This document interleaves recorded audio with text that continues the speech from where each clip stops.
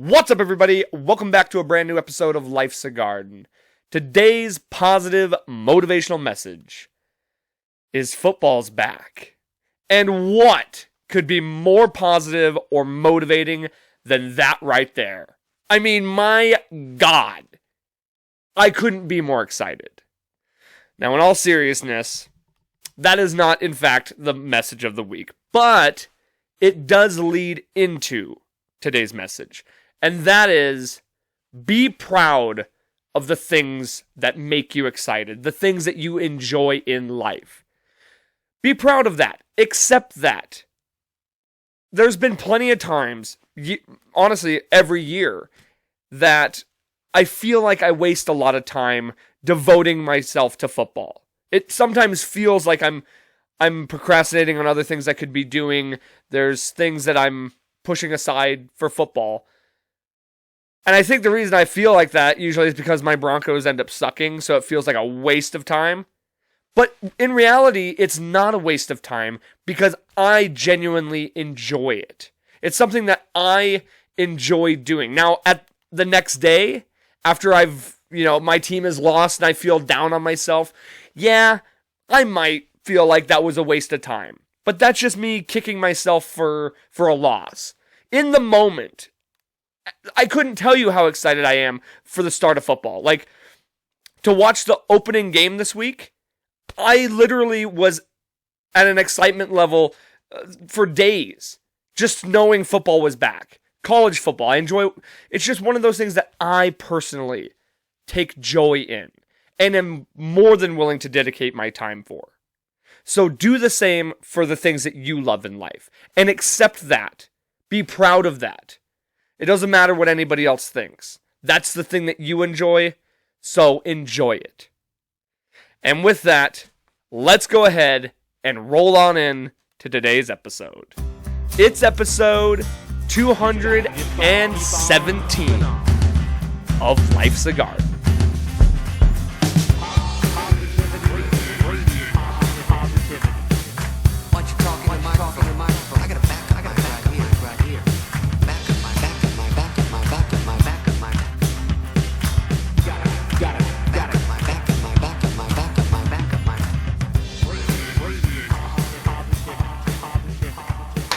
Yes, sir! The return of football.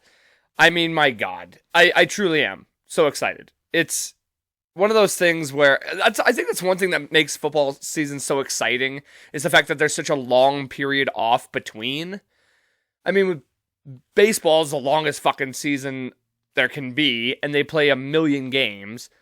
Basketball, hockey, with the playoff extensions, man, they run. I think they only get like 2 months off. The second the championships are over, like the next week is the draft. Football, you get the Super Bowl, then there's like a month and a half until the draft. It's great. I mean, it's the build-up of the anticipation that makes the start of the season so exciting. Now, depending on who your team is, the end of the season may or may not be as exciting as the beginning. But you always get that buzz, that feeling for the beginning, because it's like a first kiss. You waited so long, you worked so hard, all this build up and anticipation, and you finally get that kiss. And you get to watch the first game of the season every year, and it's so exciting because there's so much excitement, I guess, because you're building a new team in the offseason. You're excited to see how they perform. You're optimistic. And then if you're like me, you're very disappointed and depressed. But as an optimist, this is the year. That's all I got to say. This is the year. I got to be right one of these times, right? I can't keep saying this is our year every year and then fail. Eventually, I got to be right, I would imagine. I mean, I think that's how odds work. But what better way to celebrate the beginning of football? I mean, you know how we do it around here. We got to crack us open a cold one. And last week, now I know you're looking at this saying, that ain't no Coors Light. What is this? This is not your brand. Last week I was talking about this real American beer. And since we are, in fact, in an election year, I feel like a real American should drink a real American beer. Now, this is Hulk Hogan's beer. I touched on it briefly last week. Me and Nick, I had a couple of these, and he had some pear beer. But I just think it's so funny that Hulk Hogan has his own beer. And honestly, it doesn't taste bad. I love this can. The can is just classic looking. It looks like an old school classic can. It's got a red tab on the top. Red, white, and blue, of course. Why wouldn't it be? With a little touch of gold for the championship. Because he was the All-American champion. Still not as good as Coors Light. But it is pretty decent. I will say. Honestly, we were at a barbecue and my buddy's dad handed me one of these and I was like, what the hell is this? I thought I was living in a dream or something like that. Just because it was like, this seems so unrealistic. Although at the same time, does anything seem realistic anymore? Like, I think, honestly, it'd be hard to surprise me at this point. But just the idea to call, like, I don't even call them the real American beers. I just call them the Hulk Hogan beers. Give me one of them Hulk Hogan beers. I think that's just hilarious. There's something so funny about a Hulk Hogan beer. What you gonna do when that Hulk Hogan brew runs wild on you? What you gonna brew? That should be their fucking slogan. What you gonna brew? Real American beer. Now, on top of football season, the first week of football season, I might add, I'm going to Denver. I will be down in Denver for the first week of football. Unfortunately, it will not be for a game. They're on the road. They're playing Seattle this week. Obviously, as this comes out, they will have played Seattle already. But I'm recording this far ahead of time because I am, in fact, going to be going on the road. Going to, in fact, well, not on the road because we already know I will never drive through Wyoming. Like, I had to drive through Wyoming to get to Sturgis a couple weeks ago, so I'm still willing to do a little bit of driving through Wyoming. But the amount of driving that it takes to get to Denver and the amount of Wyoming it takes, I'm not into it. So I will be flying, as per the usual, and in fact, my flight leaves in, let's see, as of the recording of this, my flight leaves in about 4 hours. So I thought, what better way to kill time than pop on here, do a podcast. That way I don't have to take all my stuff to Denver. I did that once. We did an on-location recording.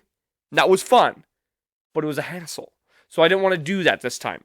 We're doing the podcast right here, right now. I will be down there for the Broncos' first game of the season. I plan, and I think this is a beautiful just circle of events, or just a beautiful full circle, I think would be a better way to put it. I plan on watching the Broncos' season opener, Bo Nix's first start in the NFL, in the exact same bar that I watched Bo Nix get drafted. Last time I went down to Denver, I think that was in April. Well, obviously it would have been in April because that's when the draft is. The Nuggets were playing the Lakers in the playoffs, and at the same time, the NFL draft was going on. So it's the DNVR bar in Denver. Great place. Denver Sports Bar. I got to watch Bo Nix get drafted there. Got to watch the Nuggets beat the Lakers. And hopefully, this week, I will get to see the Broncos and Bo Nix beat the Seattle Seahawks. Should be a good game. It's unfortunate that it's on the road. I would have loved for it just to so happen to be, because what we're going down there for is a concert. We're going down to see. I couldn't even really do it with a straight face. I genuinely am excited for this show. We're going to go see Creed. Now, Creed has always been that joke band. They've always been like the butt of the joke, like Nickelback. And I don't even think it's a bold statement anymore to even say Creed is not that bad. Nickelback isn't that bad.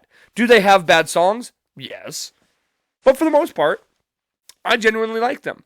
And they're a band that me and my brother and my friend Pal have always enjoyed together. It's like our common band, and maybe part of it is a little bit of a joke, but then there's also a part of it that genuinely enjoys them. So we're going down there. This finally the culmination of my Christmas present that I got for my brother and pal last Christmas, because obviously they announced this tour and it was billed way out. Finally, the culmination of that present is coming to fruition, so that's cool. The last Christmas present that I gave is finally being had. Very excited. Yeah. Three Doors Down is playing. That's going to be kind of emotional because that was the last band that I saw live with my Uncle Don. So that'll be cool to see that in Denver, a place, and in Fiddler's Green. The first ever concert I went to Denver with my Uncle Don. It's going to be a good time. We're excited. Flying down Friday today, as I'm recording this. Flying down on Friday.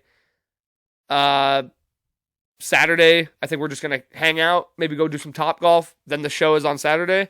And then Sunday, you know me. It's football. It's football all day. My brother and his girlfriend, or his fiance, excuse me. My brother and his fiance, they can go do whatever they want. They can come hang out with me. That's fine. If they want to go on adventures and go shopping or go to museums or whatever the fuck they want to do. I don't know. I don't know what they're into. But they can go do it. Because I know what I'm doing. Sitting my ass down at the DNVR bar for 8 hours and watching football. Plain and simple. And then Monday, coming back. So it's going to be a nice little trip. And yeah, they're driving down there. Poor them.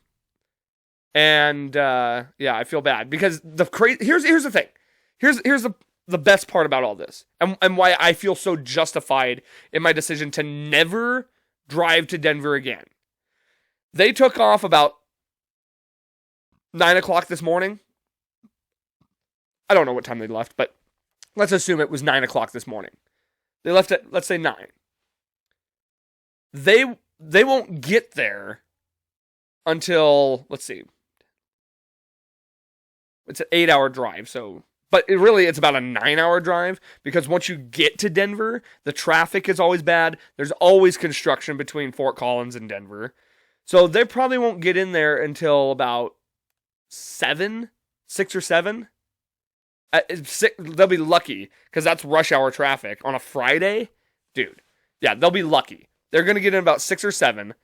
I fly out of here at 5:45, and I'm going to be landing at about the same time. About 7:30-ish, somewhere in there. So we're going to arrive there around the same time. I'll have an hour and a half of travel time. And I don't got to do shit. I just sit back and fly. Now, with all these plane have you seen all these plane videos with, like, some of them have bad turbulence? I saw one the other day where there was smoke in the goddamn thing in the cabin. Man, makes me pretty nervous to fly. But I'll take the gamble, let's say, for just the convenience of it all. Yeah, so it's gonna be a fun trip. Very excited. And obviously, yeah, football. And with football, here's something that's been kind of going on in my life lately. I feel like I've been spending a lot of money. Now, obviously, there's been trips. I went to Sturgis. We got this Denver trip. I'm going back to Portland at the end of the month. So that adds up. You know, you add flights, you add hotel, you know, all those things, all those little costs. And they're not little costs, believe me. They can be very spendy. So it feels like I've been spending a lot of money, because I have. And then I remember back in a time when I was so frugal because I had to be. You know, I wasn't making as good of money, and I didn't inherit a chunk of money. So what was in my bank was in my bank. And I think I'm just spending a little bit too recklessly in some cases. A lot of that has to do with going out a lot. Just going to the bars. When you're eating out, when you're eating food at the bar and you're drinking, that shit adds up. That's like $40-$50 every night. And then on top of that, this is the thing. This is the one that's been really like picking at me a little bit. That I'm like, God, dude, you gotta get this under control. You gotta do better. And that's gambling. And I've discussed gambling on here before. I never really saw myself as a gambling addict. And I don't per se think I am addicted.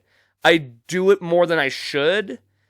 And it's not like whenever I go to a bar, I'm like just like itching to go to the casino. Most of the time it's out of pure boredom. Like if there's just nothing going on around.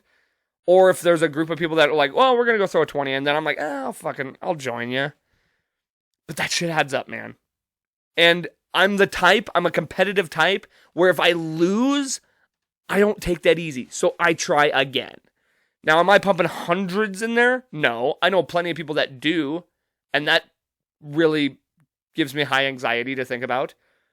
But if you're the thing is, you could pump 100 in, or you could do 20 through the week. And that's not any better. If you're doing $20-$40 every other day, that shit adds up too. And I say all this because I've had a real discussion with myself saying, dude, you need to settle down on the gambling. You need to slow it down, save a little money. Like it's not even about saving money. It's just about not really spending that extra money that goes away like that, you know? Because I don't know. It's just watching my bank account kind of just and like never going up. You know, it goes up for the paycheck and then it's back down again. It kind of gets a little discouraging sometimes. And the gambling doesn't help. But I say all this because, like I said, I had a real discussion with myself saying, man, you got to cut back on the gambling. You got to really, put that in check a little bit. And along comes football.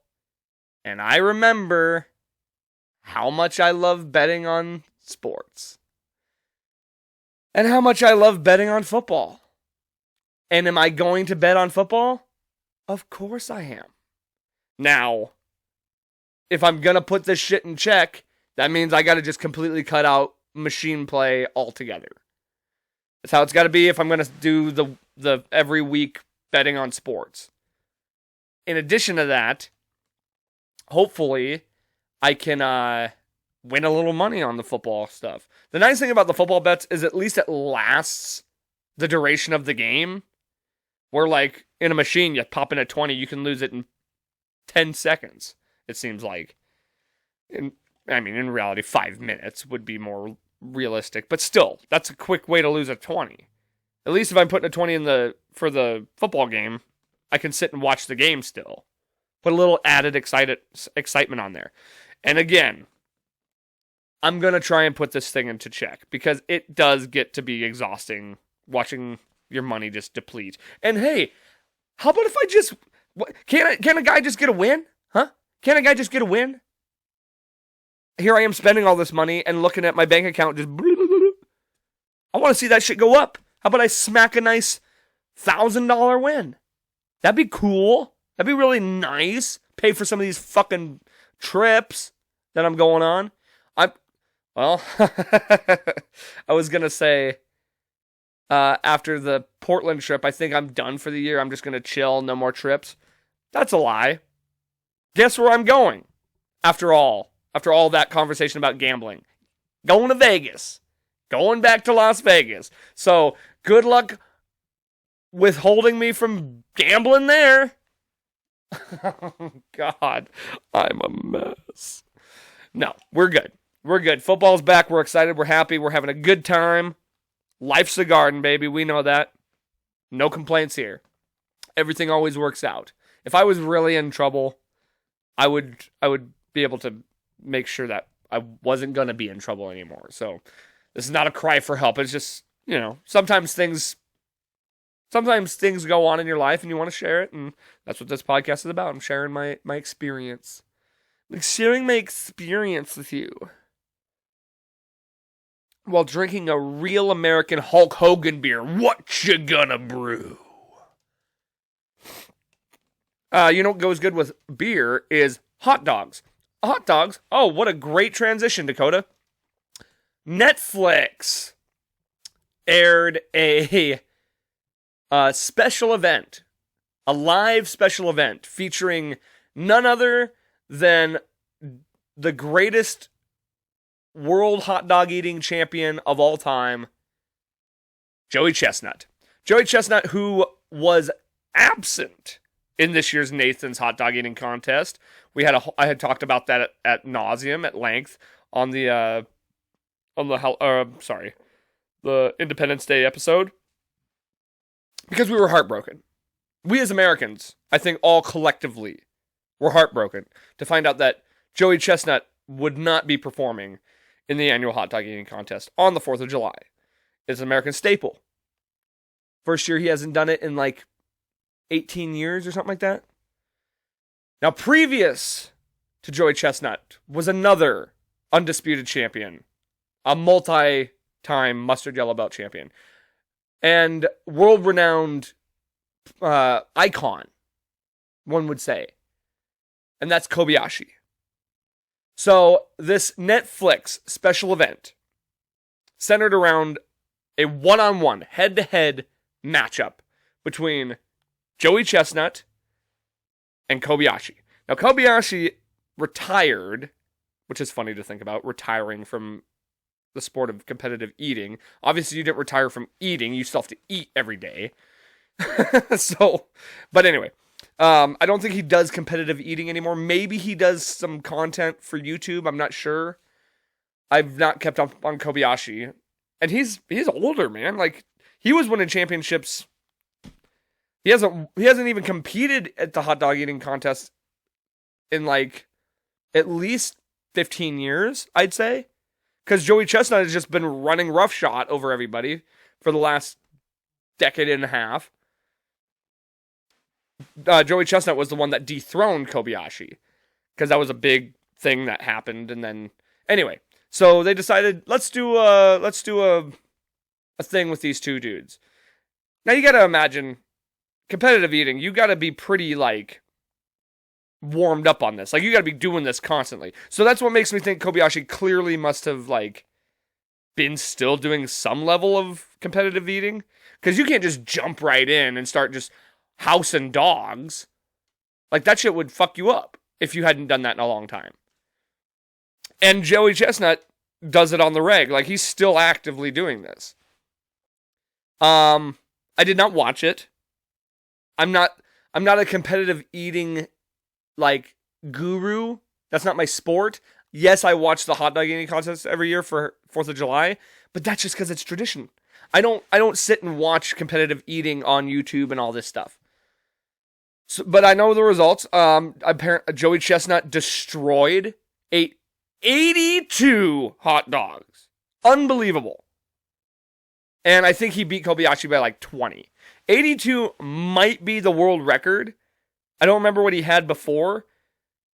I'm not sure what the world record is, but it's got to be close. If it's not the world record, it's got to be close. For some reason, I thought the world record was like 79. It was like 78 or 79, and that's in 10 minutes. 82 fucking hot dogs in 10 minutes.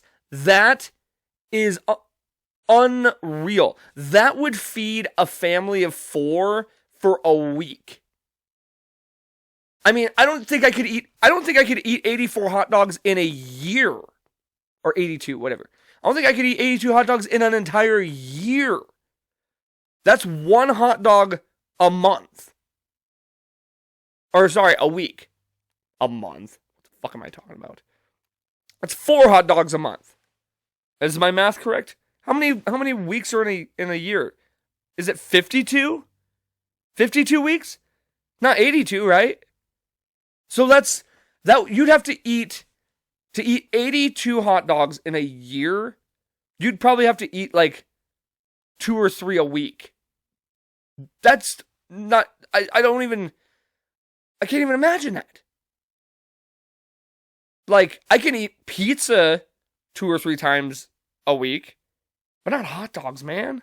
You could feed a whole family for weeks on 82 hot dogs. And that's hot dogs and buns, by the way. It's not just the fuck. I couldn't eat 82 just the wiener. Forget the bun. I couldn't eat just the wiener.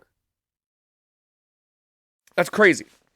So anyway, crushed it, and which was kind of expected. Oh, God, I'm just like thinking about 82 hot dogs in your stomach at the same time. That's just wild to me. And he beat him by 20. I couldn't eat 20 hot dogs in a week. Like, what? That's unreal. And actually, speaking of the pizza thing, that made me think about, God, this is so embarrassing. When I was a kid, we went to a program called Team Mentoring, and it was a program for kids who have parents that are incarcerated. Me, my sister, my brother, we would go to this team mentoring thing, and you'd get to meet kids and families of other kids and families whose family members were incarcerated. It was for the kids, really. Obviously, the kids had their parents would come, or they're obviously not their parents because they're incarcerated. Their guardians, like my grandma would take us. And at first, it would just be like a weekly get-together. We'd all play games. We'd just hang out for a couple hours and, like I said, play games, get together. And they'd always order a shit ton of pizza. It was always Pizza Hut, shit ton of pizza. And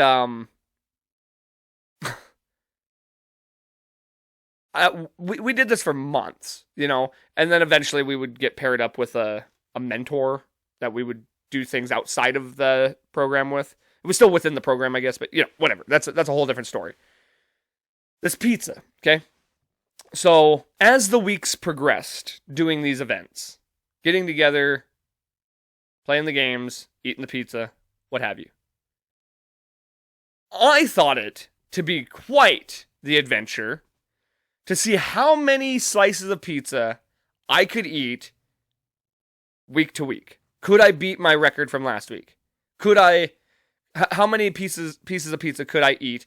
Crust and all. I wasn't a non-crust eater. And I remember,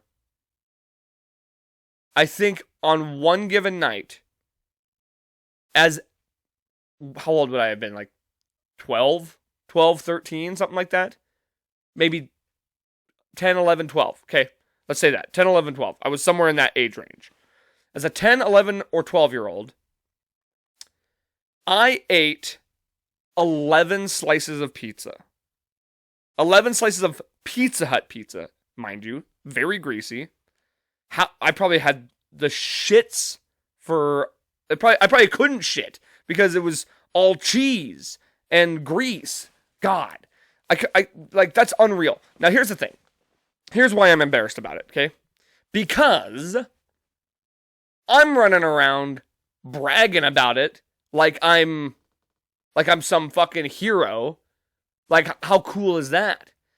And I think I specifically remember going up to somebody and be like, I just ate my 11th slice of pizza. And I'm pretty sure they said, why would you do that?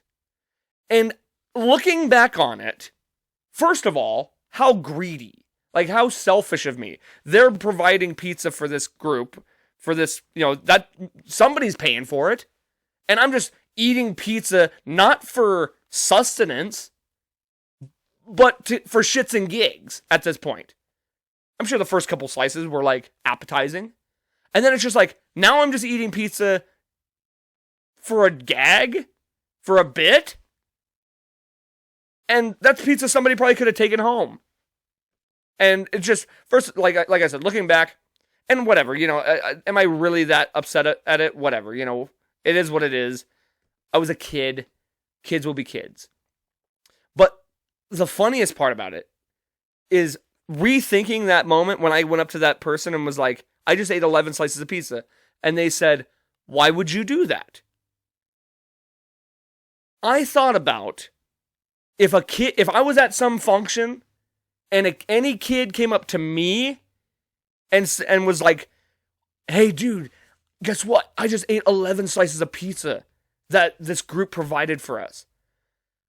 I would be so annoyed by that kid. I would hate that kid. I'd be like, God, like, A, you're gross. B, that's not like an accomplishment. And I'd just be like, you are just an annoying kid. Like, to do something like that, you're just being annoying now. Like, that's not funny. That's annoying. I mean, I wouldn't tell the kid that. You know, I'm obviously going to be like, oh, cool, man. But in my head, I'm like, dude, this kid fucking sucks. And I was that kid. I was the annoying kid. I would have annoyed myself.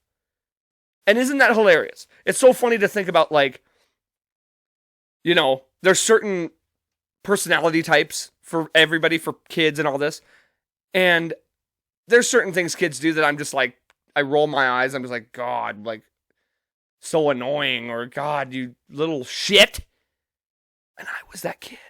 I would have said that about myself. If me from back then came up to me now and said that I had eaten 11 slices of pizza, I would have just absolutely hated me. God, it's so dumb. But I was the Joey Chestnut of that team mentoring group. I'll tell you what, I could house some fucking pizza. And I can still house some pizza, I'll tell you that right now. I love pizza. What else is going on in the news besides Joey Chestnut making his triumphant return?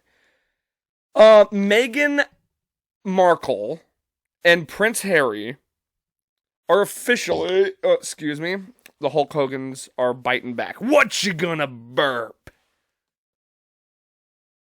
Real American burp. Meghan Markle and Prince Harry are officially moving back to London. Or England, or wherever. You know, London, I would assume, right? They are moving back for, if you missed out, this has been a while that this has been going on. He denounced his part in the royal family. He basically just, like, denounced his title. And they moved to America. Went and lived in Beverly Hills. I'm pretty sure the royal family, like, gave them, I don't know, like $200 million or something like that. They're like, all right, well, go on about you. Like, you're no longer part of this family. If that's what you choose, here's $200 million. Have a good life. That's the most royal family shit I've ever heard. Oh, you hate, like, you don't want to be a part of this family? Well, that sucks. I mean, sad to see you go. Or better yet, I like the idea of them being pissed about it. Where it's like, you fucking ass, you're gonna just, like, denounce your title and move to America, the country that, like, threw the middle finger at us all those years back and we went to war with? You're gonna go, you're betraying our family to go live in America? Fuck off. Here's $200 million. Have a good life. Like, what? That's the most royal family shit I've ever heard. Just giving him $1 million for, like, basically giving them the middle finger. That's unreal. Anyway, so they move here. And here's the deal. Okay? Here's the deal. They did all, and it's funny that they're moving back, because they did all this because Meghan Markle made this big stink that the royal family was racist towards her, even though, because she's black, apparently. I believe that she is. I shouldn't say apparently. She doesn't look very black. She's a little tan, but she has black family. Like, her dad or her mom is black. I don't know who. I don't pay attention to Meghan Markle. And so they were saying that the royal family was racist to her, which, no shock. Like, this is the whitest family in the world. They're all purebred,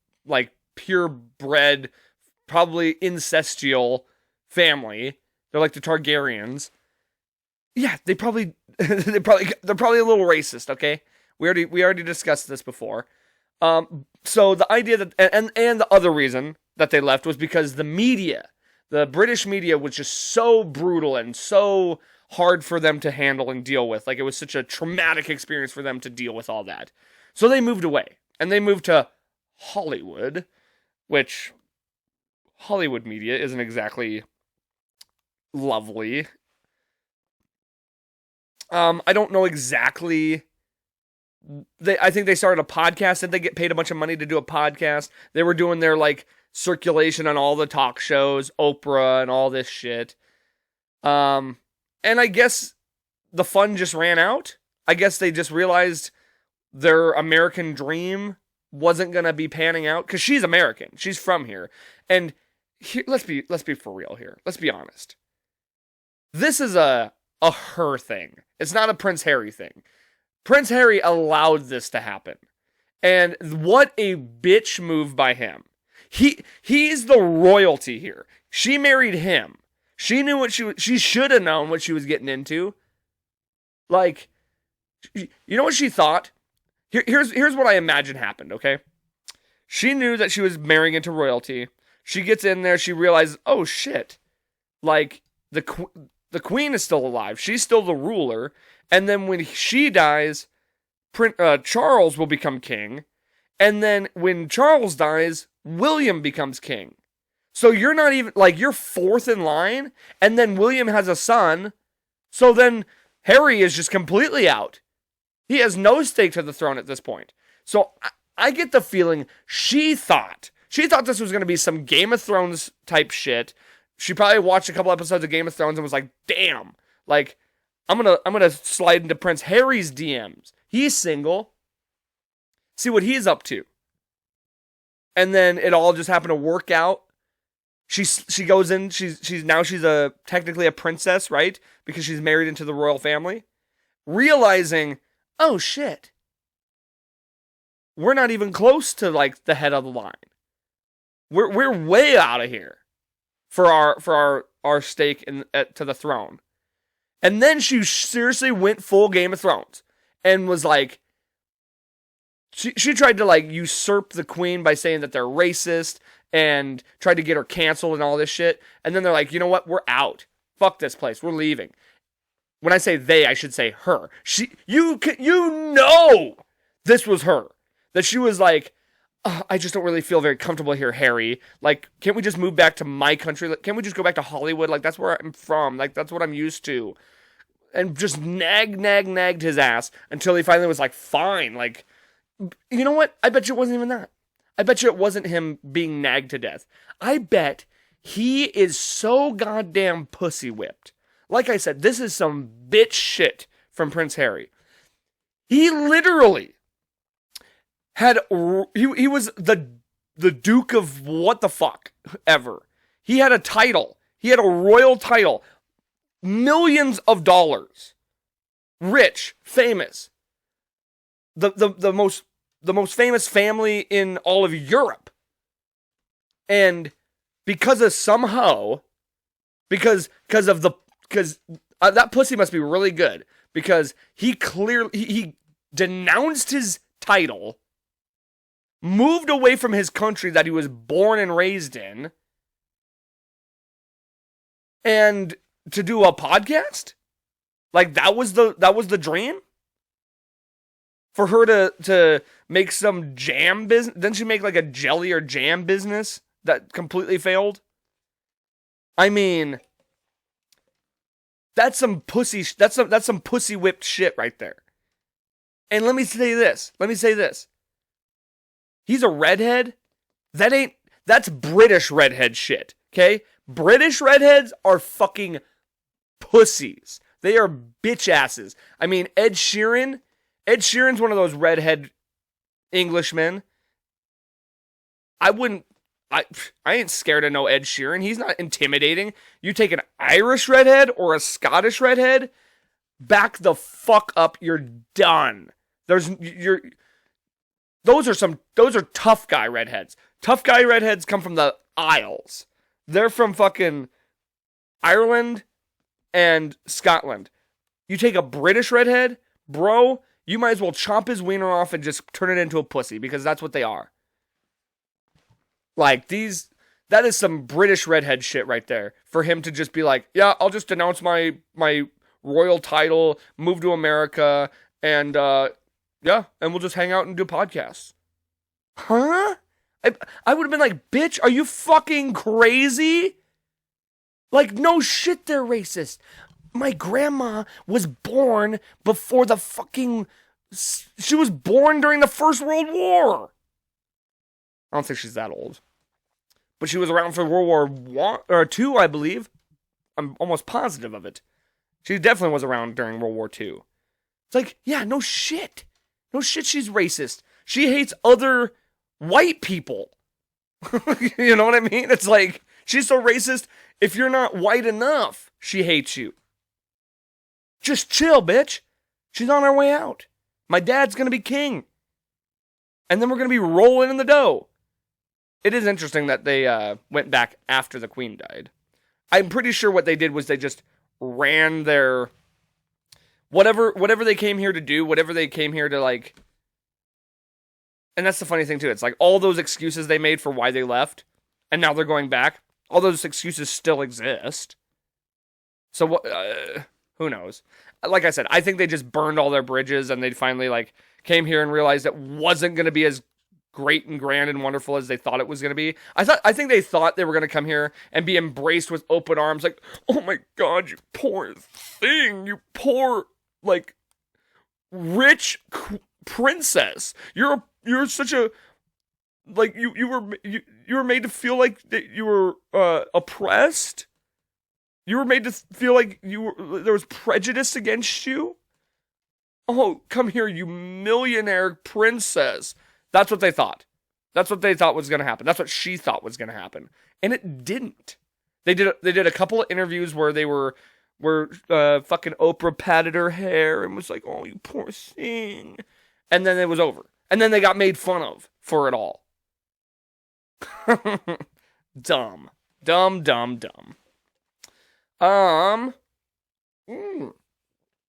So, I've been meeting a lot of really interesting people this year.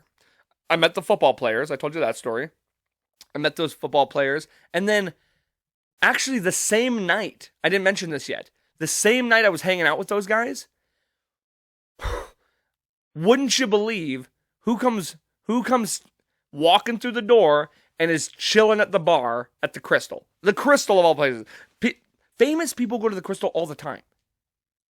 So who's sitting up at the bar? The drummer and the drummer and rhythm guitar player for Five Finger Death Punch. Apparently they were just traveling through town. Like they weren't playing here, but they just stopped through on their way to Canada, I think, is what they were saying. And so I went up, shook their hands. I didn't need a picture or nothing like that. See, here's the thing. I didn't recognize them because they're not original members. But after looking them up, I was like, oh yeah, those are those two guys that I met. Like, that's them. But they are not original members. I think there's only 3 original members left. Ivan the singer, Zoltan, who's the lead guitar player, and then their bass player with the long beard. But these 2 dudes I did not recognize. Now, am I a huge fan of Five Finger Death Punch? No. I've seen them live a few times. I like a couple of their songs. You know, their older shit is way better. Some of their stuff now, like, they are like quintessential, like, bro rock, is what I think a lot of people describe them as, is they're bro rock. There's dad rock, and then there's bro rock, and that's what Five Finger is. Still, nonetheless, of course I'm going to go introduce myself and, you know, just say hello. They were super nice to me. Like, I have nothing bad to say about them. My interaction was purely good. However, I heard from several other people that they were not quite as cool to them as they were to me. Apparently they got all butthurt when they came through the door and got ID'd. Because for whatever reason, everybody gets so mad when you ID them. It's like, what are you mad about? Like, shouldn't you have that anyway? Like, how hard is it to just, like, reach in your pocket and there it is? That's not hard. That's fairly simple. That's very, it's not inconvenient whatsoever. So to put up a fight for that and just because you look older, it's like, just you arguing about it is taking longer than you just reaching in your pocket and showing me.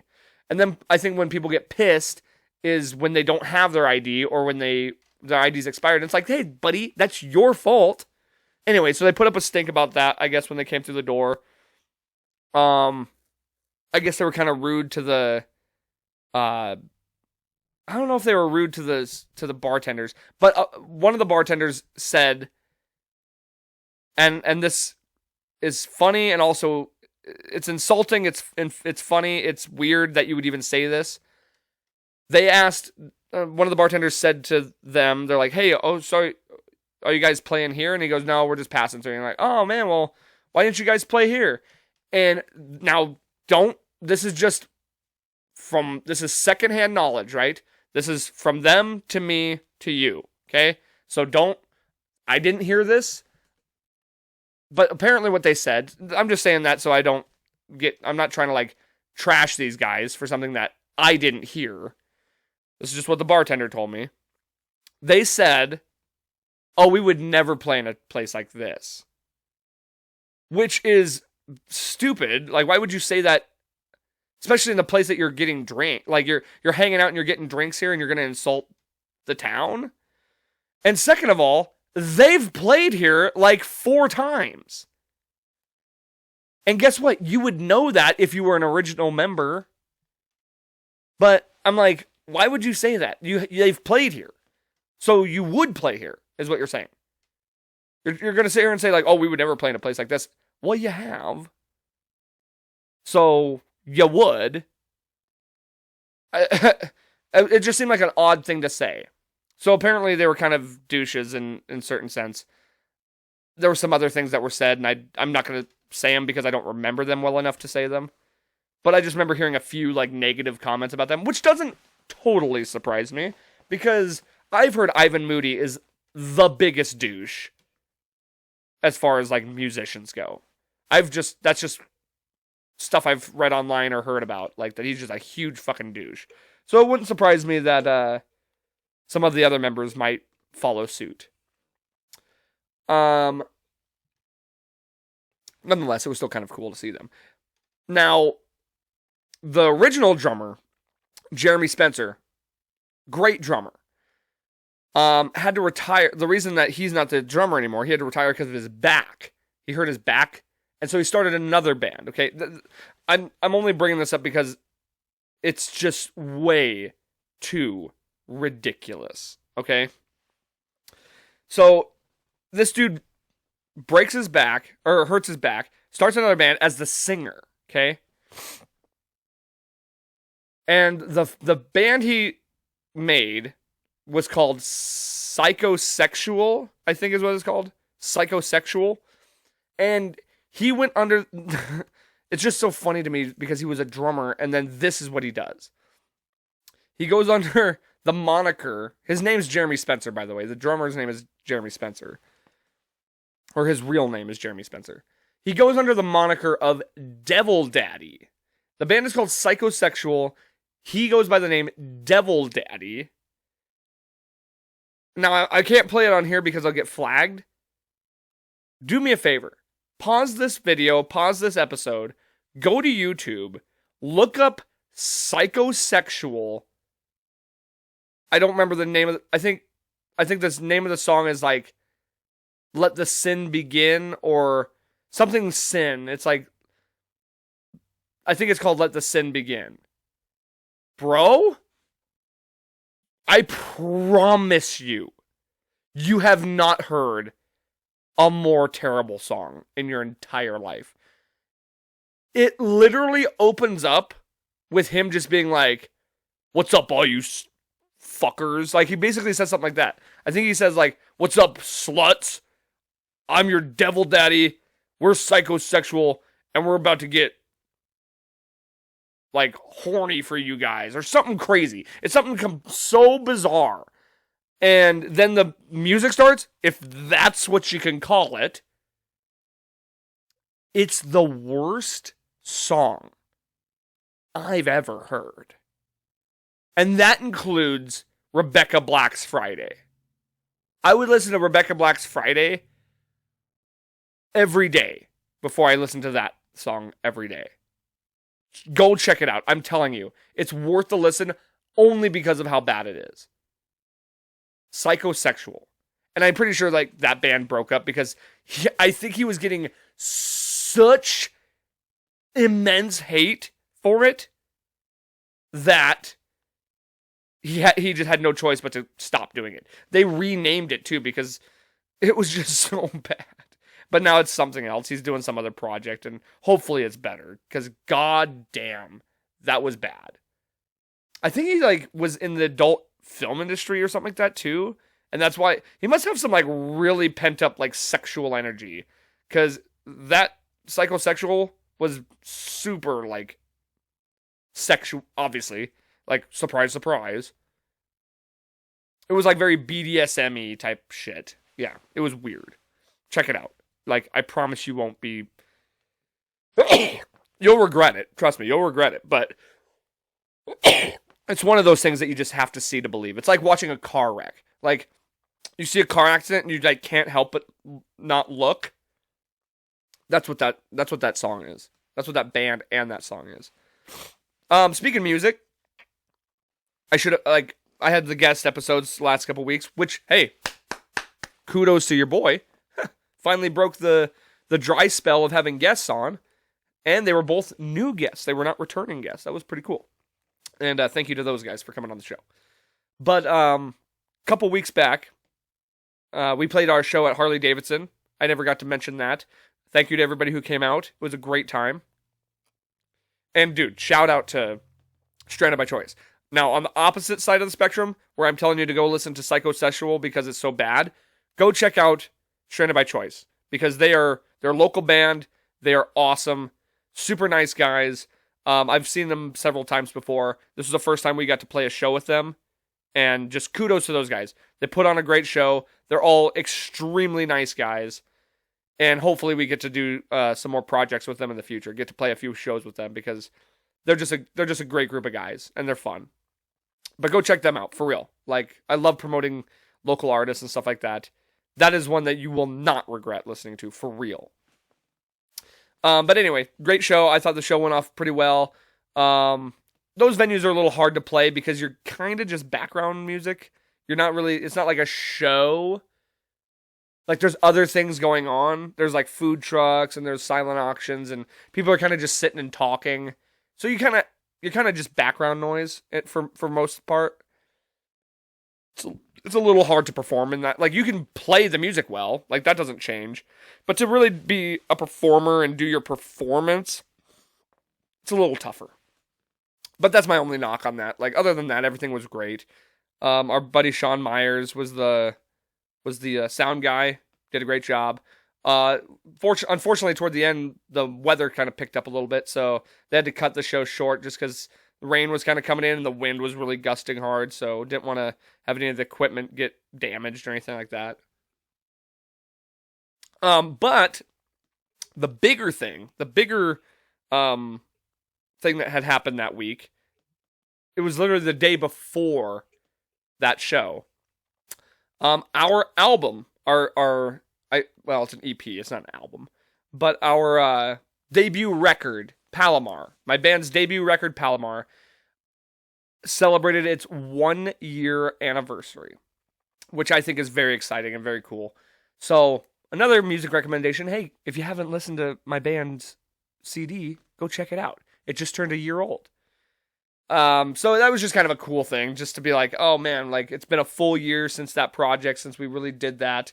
It was a huge moment in my life. It was a huge accomplishment, a huge bucket list type thing for me.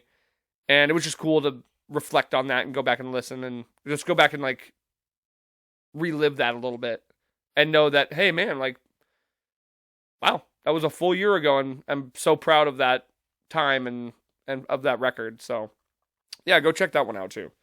And you know what? This made me think of this. So this is kind of petty of me to even bring this up, but you know what? Sometimes you hold a grudge, and sometimes, you know, you try to let what people say, you know, brush off.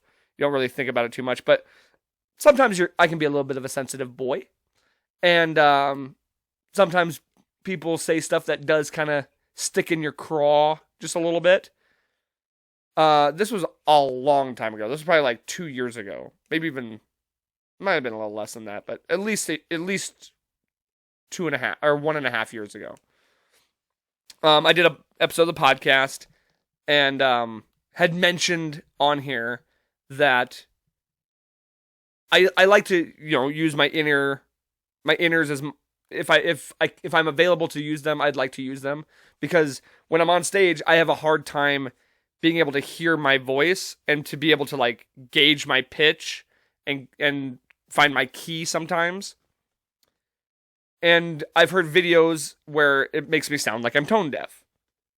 Because, and, I just, it's not because it's not that I'm tone deaf. It's that I can't hear myself well enough to like, when the music's so loud, you know what I mean? And I caught a little bit of flack for that.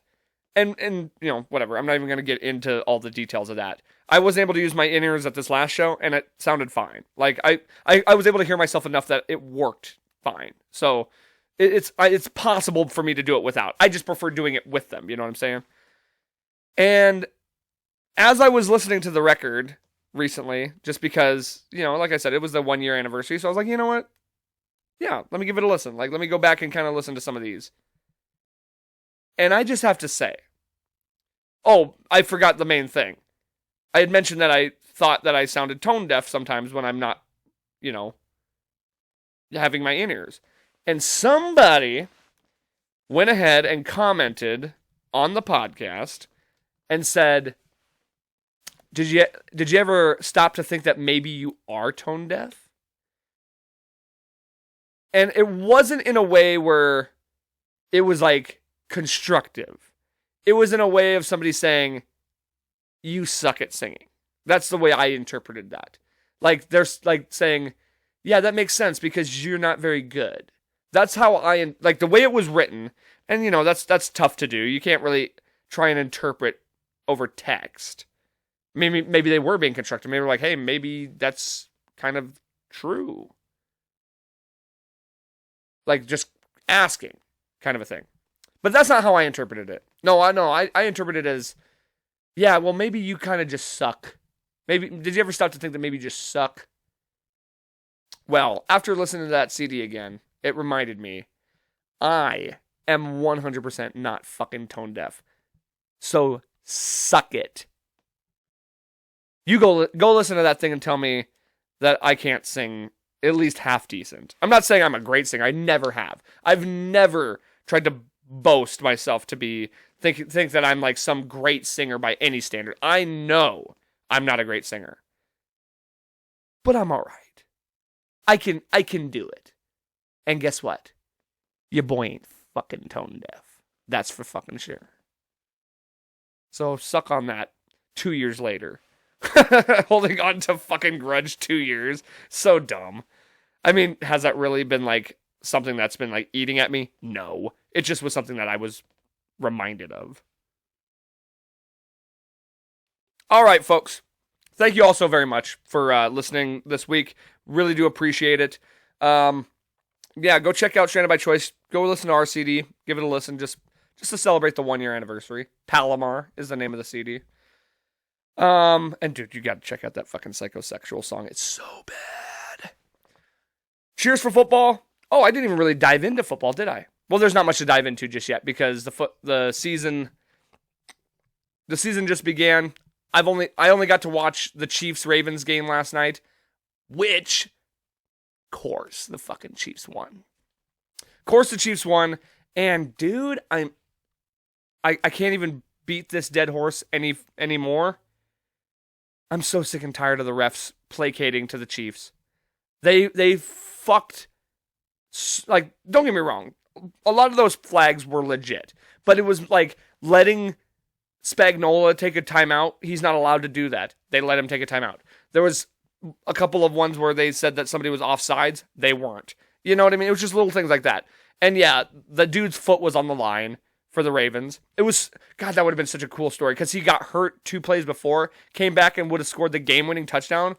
Oh, man. Feel bad for that kid. But his foot was on the line. Like, that's true. There's no controversy there in my mind. But God, I think I just hate the Chiefs so much I'll find any excuse to like diminish them. Because it was a good game. It was fun. It's just fun to have football back, even if it is my absolute least favorite team playing. But cheers to football being back. I'm sure I'll talk much more about it next week. Hopefully celebrating a Broncos victory, Bo Nix's first start, and I will be watching it in the city of Denver. How exciting. Yeah, enjoy the things. Enjoy the things in life. Enjoy the things that you enjoy. And don't feel embarrassed about it. Be proud of it. Stick to it and just, lean in on it. Why not? It doesn't matter what anybody else thinks. That's the thing that you like. Be happy. Be proud of it. Because, as we always know, life's a garden. Dig it. Just gotta keep on.